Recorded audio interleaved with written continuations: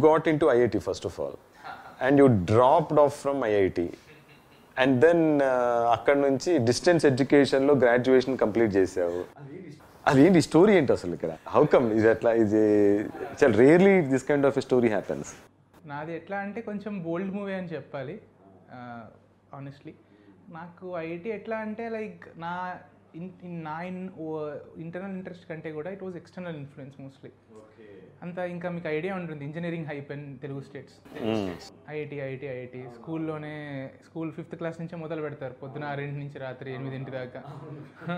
Like ఒక individual మన తెలుగు స్టేట్స్లో ఎక్కువ ఇది ఇంట్రెస్ట్ అనమాట. ఇదే కావాలి, ఇదే చేయాలి. ఎందుకు చేస్తున్నా అంటే తెలియదు, మనీ అంతే వస్తుంది, లైఫ్ బాగుంటుంది, మనీ ఉంటాయని. Instead of having an individualistic take reflection, ఏం కావాలని ఇండివిజువల్కి ఆలోచించకుండా blindly going by herd mentality, దీనికి వెళ్ళాలి అని వెళ్ళిపోవడం. నేనంతే వెళ్ళిపోయాను అనమాట. లైక్ ఈ డిపార్ట్మెంట్స్ చూస్ చేసుకోవడం, కాలేజ్ ప్రిఫరెన్సెస్ కూడా వాళ్ళు ముందే ఇస్తారు, set preference. Bombay, Delhi, Madras, computer science, EC, తర్వాత మెకానికల్, ఇట్లా ఆర్డర్స్ ఉంటాయి కదా.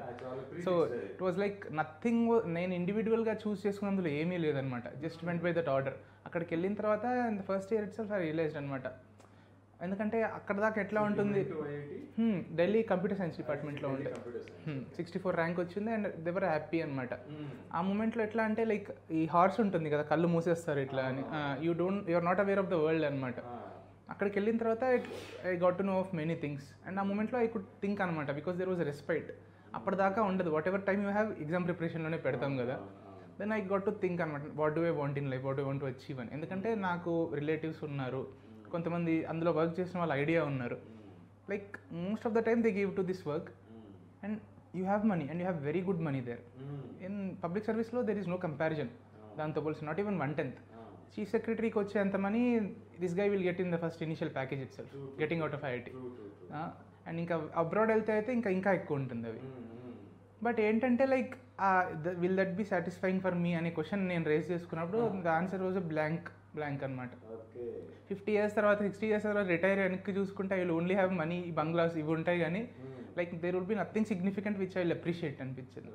సో అట్ దట్ టైమ్ నేను మాట్లాడి పేరెంట్స్తో ఐ సెడ్ అనమాట, దిస్ ఈస్ నాట్, ఇప్పుడు కాకుండా లైక్ మిడ్ లైఫ్ క్రైసిస్ వస్తుంది నాకు 30-35 వచ్చేసరికి, 40 వచ్చేసరికి ఐ విల్ క్వశ్చన్ ఎవ్రీథింగ్.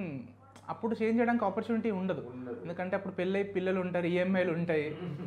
అవి at that stage it will be very difficult. వాళ్ళ రెస్పాన్సిబిలిటీస్ నా మీద ఉంటాయి.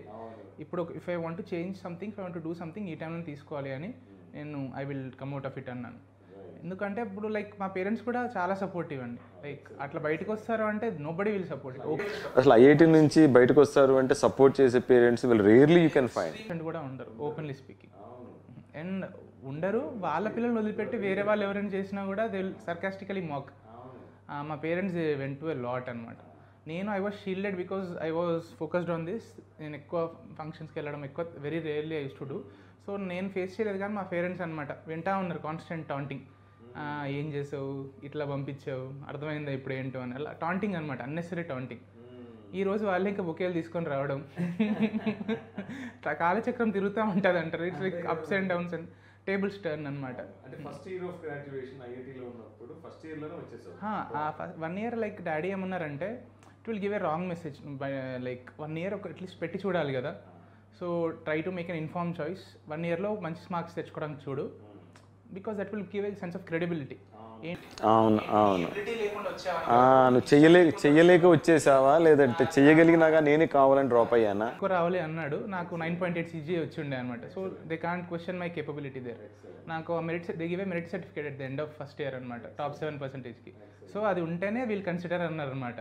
సో అది వచ్చింది. So it was a proof that okay, see ability is not the matter, it's matter of choice అని. So అప్పటి నుంచి సివిల్స్ ప్రిపేర్ అవుతున్నావు, లేదంటే మధ్యలో యూ స్టార్టెడ్ సమ్వేర్? గ్రాడ్యుయేషన్ నుంచే కోచింగ్కి వెళ్ళేవాను ఇక్కడ ఆర్సీ రెడ్డిలో. బట్ ఏంటంటే ఎక్కువ టైం పెట్టలేదు నేను దీనికి. I wanted to explore other things అనమాట, వేరే వాటికి పెట్టాలి అని. ఇంటర్మీడియట్ దాకా బుక్స్ అయిపోయింది. Let me have like open experiences ఉండని అని అట్లా తీసుకుని ఉండే. సో గ్రాడ్యుయేషన్ టైంలో ఎక్కువ టైం పెట్టలేదు అనమాట, మోస్ట్లీ కోచింగ్కి వచ్చేది 1 or 2 hours అంతే. బట్ 2019లో గ్రాడ్యుయేషన్ అయిపోయింది. అప్పటి నుంచి ఐ వాజ్ సీరియస్ అనమాట. 20 అటెంప్ట్ ఇచ్చాను. అప్పటి నుంచి 20 నుంచి this is the 4th attempt. Okay.